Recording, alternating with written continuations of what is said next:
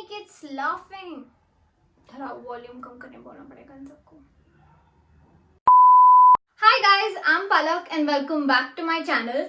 So if you're new here, then I do this series called Discovering Horizons, where I give myself 3 days to learn a different skill or try something new. And for this week's video, we're going to be trying pencil shading with Pallak. In this video, I'm not going to be showing you how to draw or sketch, but just the basic techniques of shading and how you can use that to create some depth and shadows in your artwork. For the materials, the first thing that you're going to need are some pencils. You can use some normal pencils or shading pencils. I would personally suggest shading pencils so that you can get the darkness and the depth right. The next supply that we need is paper. I'm using the artist pad, but you can use any paper that you have on hand. You can also get some cotton, tissue, paper stumps, brushes, anything you want for blending. So now let's try blending using all of these methods. To start off, I'm going to show you how the shading pencils look and feel. So the first pencil that I'm using is an HP normal pencil. You can see I'm using decreasing pressure to show you the range. The next one that I'm using is a 4B, and you can see that it is relatively much darker than the previous one. After that, I'm using a 10B, and even though I'm using the same pressure as I did with the previous two, you can clearly see the difference. Moving on to the blending, for the first one I am using a cotton ball which is quite smooth. For the second one I am using a tissue paper which also works very well. The third one I tried blending it with my finger, which I personally do not like because it does not give you a very smooth finish and at the same time lifts off a lot more color than the tissue paper or the cotton ball. Today we're going to try some basic techniques and strokes that you can use for pencil shading. The first effect is called hatching, which uses diagonal strokes like so to fill the area.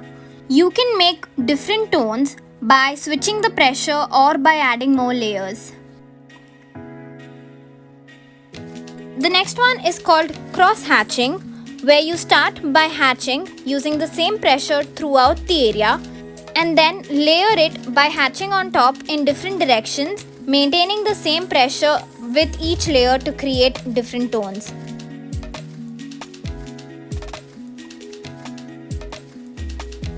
After that comes stippling, where you use dots to cover the whole area. When you place the dots close to one another, it appears darker as compared to the areas that have dots placed further away. Next is crumbling, where you use abstract, circular or irregular movements to cover the whole area. You can make different tones by switching your pressure or by adding more layers. Next is a tonal effect, where you use normal strokes in varying pressures to get this effect.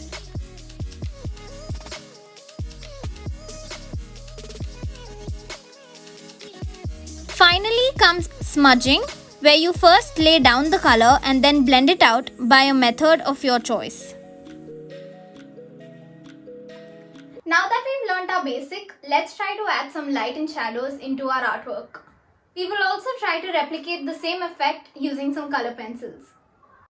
For the light and shadows, I'm not going to go too in depth because I have already covered that in my oil pastels video, which is linked below. But I am just starting with a mid-tone and layering the color as I go, only on the places that are dark and need that shadow.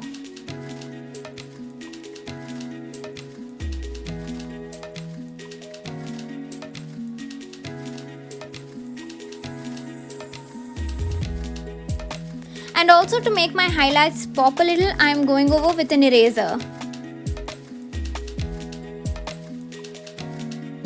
I am repeating the same process with a cube, making sure that the sides that face the light are lighter than the sides that face away from it.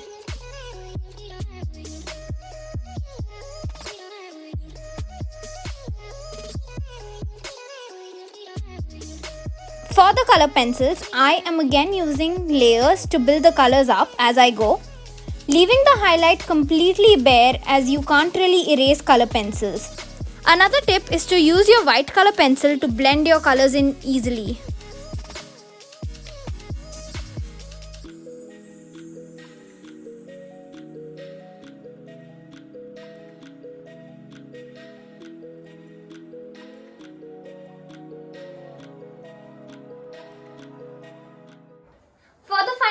Showdown, I'm going to be making 2 artworks, one in black and white and one in color. So let's go.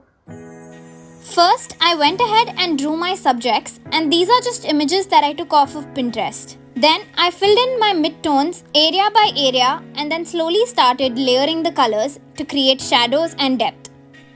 You can just observe your reference image or setup and duplicate the tones and shadows. Don't worry too much about making it pretty. As long as you stick to the shadows and highlights accurately, it will come together as a whole. For the highlights, I am going over with an eraser to make them pop. And for the shadows and transitions of objects, I am adding in more depth and darkness to it to make it seem more real. For the colored piece, I first drew my reference image and then lightened it with an eraser before starting. I am again working in layers, starting light and then building the colors up as I go, keeping in mind my highlights and shadows. To make the veins of the petals, I am avoiding adding the dark reds and pinks on that line and then letting the yellows show from below, giving the illusion of veins. I am building all the petals similarly. And for the stems and leaves, I followed the same process of layering the colors. Finally, to add some depth, I am adding some shadows using a black color pencil wherever 2 petals meet one another and at the places that are facing away from the light. And finally, this is how both the pieces turned out, and it took me about an hour to make each one.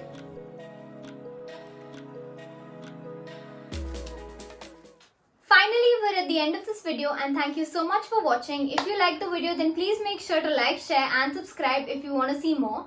I make videos twice a week on Wednesdays and Saturdays, and I'll see you next time.